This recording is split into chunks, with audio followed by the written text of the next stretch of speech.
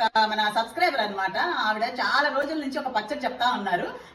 చింతపండు, పచ్చిమిరపకాయ, ఉల్లిపాయ పచ్చివే గ్రైండ్ చేసి అలా అయినా తినచ్చు, లేదంటే మన తాలింపు అంటే పోపన్న పెట్టుకోవచ్చు అనమాట.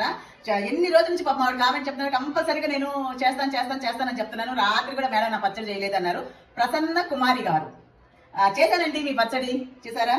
ఇద్దరు చేశాను. పచ్చి ఉల్లిపాయ, పచ్చిమిరపకాయలు, చింతపండు, ఉప్పు వేసి గ్రైండ్ చేశాను. తర్వాత వచ్చి ఈరోజు నేను క్యారెట్ ఇడ్లీ చేశానండి. దానిలోకి వేసుకొని తింటున్నాను. ఇది ఆవిడ ఏం చెప్పారంటే దోశల్లోకి కానీ తర్వాత వేడివేడి అన్నంలోకి బాగుంటుంది అన్నారు. చూస్తాను, మీకు నచ్చితే మీరు కూడా చేసుకోవచ్చండి. ప్రసన్న కుమారి గారు మీరు చెప్పింది చేసేసానండి బాబు. ఓకేనా? నన్ను తిట్టుకోవద్దు లేట్ అయినందుకు. బాగుంది. అది కొంచెం ఉప్పు వేసుకోవాలి. చాలా బాగుంది, అసలు కారం లేదు, కొంచెం స్వీట్ గా అనిపిస్తుందండి. నాకు చాలా బాగుంది. మీలో ఎవరికైనా నచ్చితే ఈ పచ్చడి కూడా చేసుకొని ఎమర్జెన్సీగా, అర్జెంట్ గా, ఇన్స్టెంట్ గా అనమాట తినొచ్చండి. చాలా